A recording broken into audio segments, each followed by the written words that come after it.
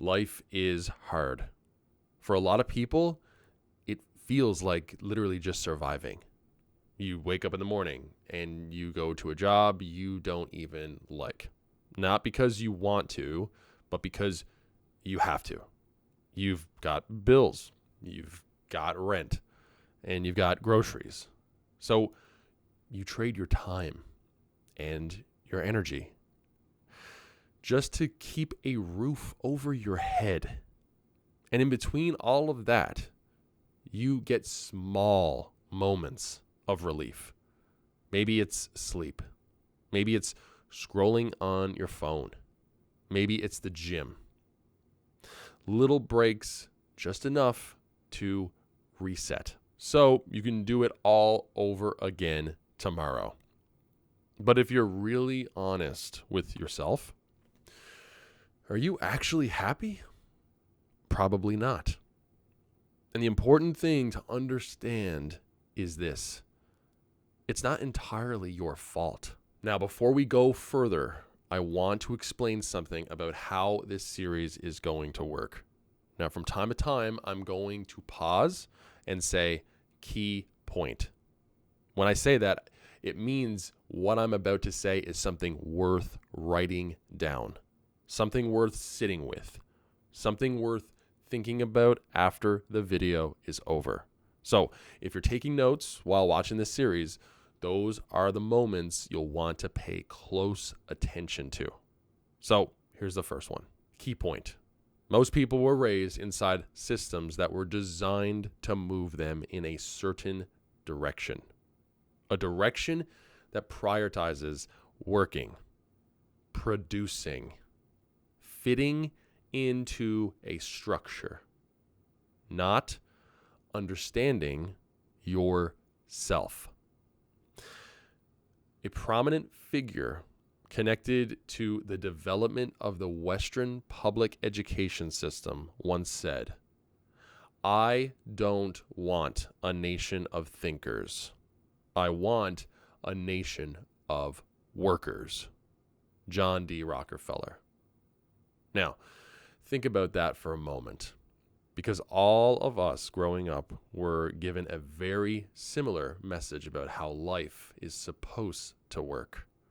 We were told things like, if you go to school, study hard, get good grades, you're guaranteed to succeed in life. But that raises an important question.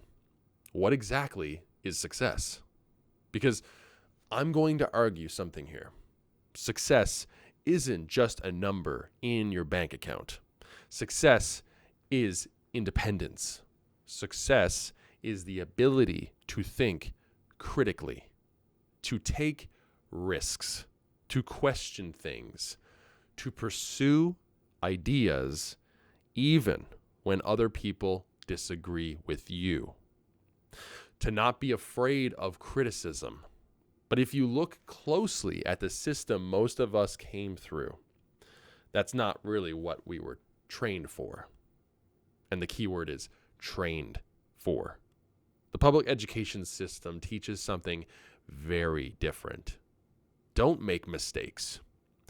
Do as you're told. Sit down. Be quiet. Work by yourself. Take tests alone. And remember, there's only one right answer. So we graduate from that system. And we enter adulthood with a very specific framework for how life works. If you want to survive, you go back to school. You specialize. You get a job. And if you work to earn money, so you can live. Now, to be clear, that is one way to live. One way to live. One paradigm. One way of seeing reality. But it's not the only way. Key point, by the way. It's not the only way. There is another way. So, what is the other way? The first step is this. You have to start questioning the beliefs you were taught. Some of them are useful, but many of them are not. And many of those beliefs didn't originate with you. They came from your parents. Now, that's not a criticism of your parents. Your parents did the best they could with the understanding they had. But they were also taught beliefs by their parents. And those beliefs were shaped by the world that existed at that time. Your grandparents lived in a very different economy. In their time, the path often did work like this. You go to school, you get a job, you work hard, and if you did those things, you could often build a stable life. You could literally work a factory job or learn a trade. You can then support your family off of just that alone. Own a home, and you could put a car in the garage. And that belief system, it made sense in that world.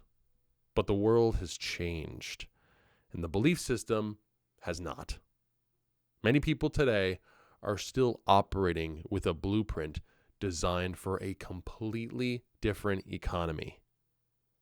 So, if the system isn't going to change, the responsibility shifts to us. We have to start questioning the beliefs we inherited. Key point, by the way. We have to start questioning the beliefs we inherited.